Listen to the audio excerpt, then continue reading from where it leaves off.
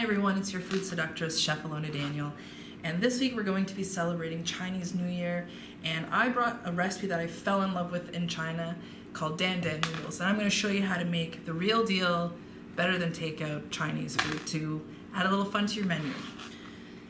So to begin, I want to talk about ingredients. Most of these things you can find at the grocery store, your regular grocery store. There's a handful of ingredients that you'll have to go to an Asian market, but I want to show you what they look like in the package just so you know what you're looking for and so you don't feel too intimidated by the ingredients. It's actually pretty easy.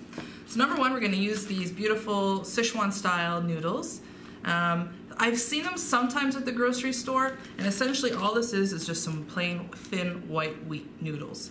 This is what we're going to use, and I've even seen this done with spaghetti even in China, so you can if you want. If you don't have these noodles, you can substitute that. The next thing we have is called broad bean paste, and basically it's kind of like soy sauce but thick, like peanut butter. So that's what that looks like, and it keeps forever in your fridge. I've had this for a really long time and keeps well forever.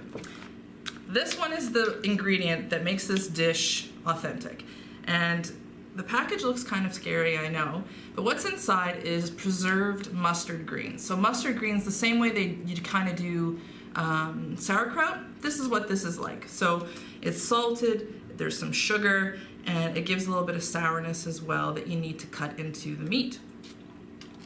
And we have sesame paste. This is kind of like tahini. It's the Chinese version, and you can find this at the Chinese grocery. And I've even seen sesame butter you can find at the grocery store. That'll work as well. And Sichuan peppercorns. This is what makes Sichuan food signature style. It's these numbing peppers. If you ate them just like this, it makes your tongue kind of tingle, and it's really extreme eating. It's a lot of fun. So I buy them whole in this package, and I grind it up myself, so it's really nice and fresh.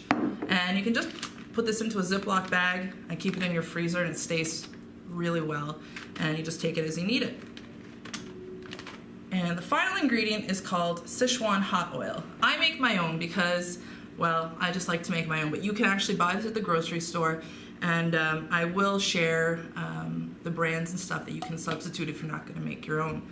And what we're going to use is all this beautiful chili and sesame that is in the bottom. Is going to add some really fantastic flavor. So make sure it's nice and chunky like this when you buy it, okay? So that's the really handful of ingredients that you won't be able to find at the grocery store. The rest of it you can, like this Chinese cooking wine. It's $3, and this stuff keeps forever, and you can find it at any of the groceries. We're going to use some dark soy. And dark soy, what makes it different is there's sugar in it. So it's almost like a caramel soy sauce. And we're going to use that as well. And Chinese black vinegar. It's kind of like a Chinese version of balsamic. So it's really actually kind of sweet and has a little bit of kind of a malty sort of flavor to it.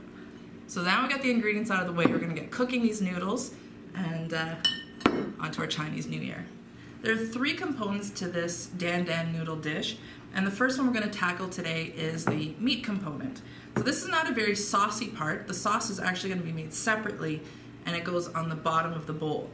But we're going to be making the meat component, and we're going to be using pork. This dish can also be made with ground beef if you prefer. I was taught that if you're going to use ground pork in this dish, you always have to add in some ginger to cut into kind of the fattiness that is found in the pork. If you use beef, you can skip it. But I like a lot of flavor, so I'd probably put the ginger even if I'm using beef as well.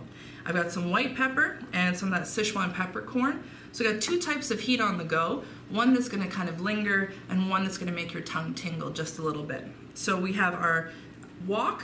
If you don't have a wok, don't panic about it. Just use a big frying pan. It'll still turn out well. We've got a nice hot pan, some vegetable oil, and we're going to put in our pork, and we're just going to let it saute. We're going to make sure we get some color on it, and then we're going to add in a little bit of our dark soy and a little bit of regular soy.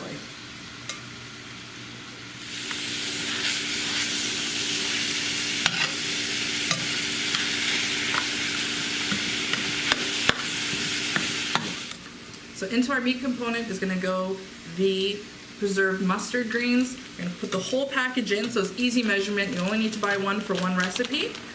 And we'll pop that right in. And we'll stir that through and make sure it's all combined in with the pork.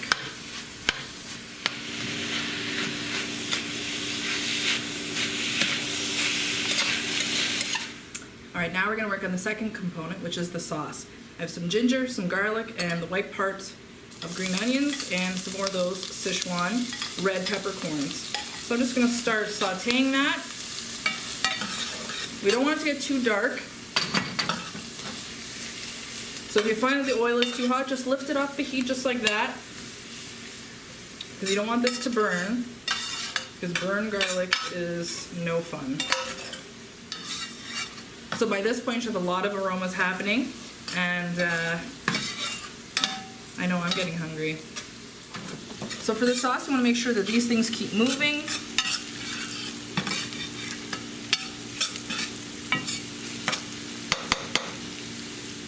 I'm going to add in our broad bean paste, so that's the stuff that kind of tastes like soy.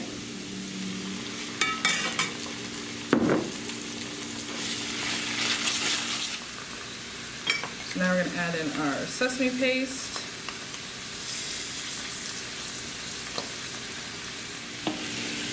And our hot oil.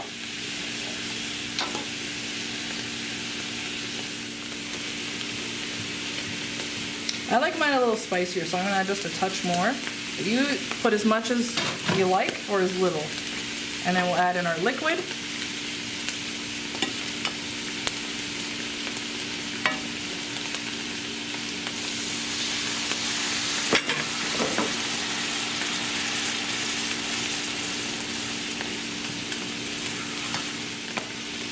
And I'm going to add in just a little bit of water just to keep it a little thinned out. And you just add that as you need it. So now we're back to the meat. So once the pork is all white and cooked, we're going to add in our dark soy and our regular soy sauce. And this is just to give some color and almost to glaze the meat. So we're going to add in our dark soy. And you don't want it to be drenched. This is just to kind of coat it. And a little bit of regular, because we need to season our meat. We want it to have some salt component in it. That's it. So, and you'll see that color get nice and rich. And that's what you want.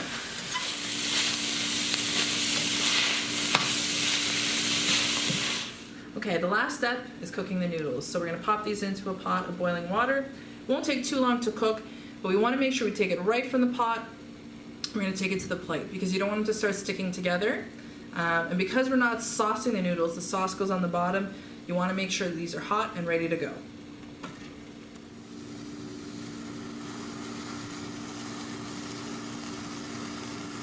All right, now it's time to take it to the plate. We're going to take the sauce, as I said, we're going to put it on the bottom. I use this much. It's about half a cup to 3/4 of a cup, and that goes on the bottom of your bowl. Like that. And then we're going to take our noodles and I'm going to place them on top of our sauce like that.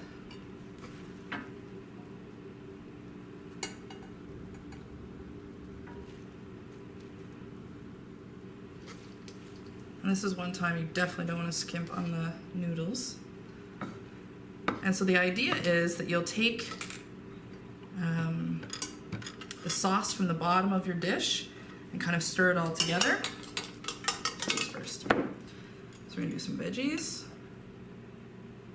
here on the side of our dish. And I'm just using some bok choy. You can use spinach, you can use pea shoots, whatever looks fresh. Kale, I mean, kale could work too. I just like these little Chinese cabbages like this. And I usually do about 2 of these per person because we got to eat our vegetables, right? And that looks good.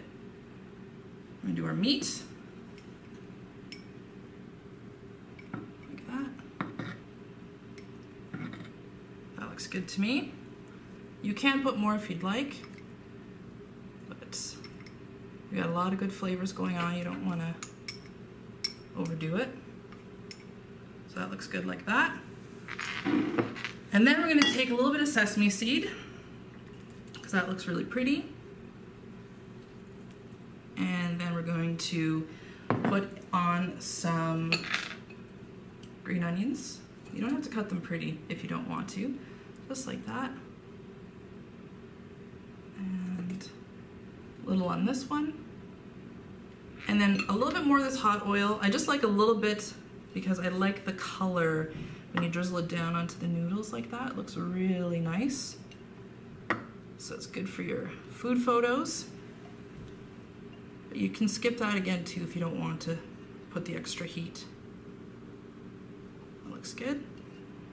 And the final garnish, and this is optional, but definitely something that you would find if you're having this at a hole-in-the-wall noodle place in China, and that is some fried peanuts. Skin on, slowly fry them, and then I'm just gonna drop a few. And if you have peanut allergies, you can also do some fried soybeans. Those are really good too. All right, so that looks awesome to me. So Chinese New Year is coming, and to celebrate, I think this would be a great dish. It's called Dan Dan noodles, and this is the way I learned how to make it in China. Happy eating!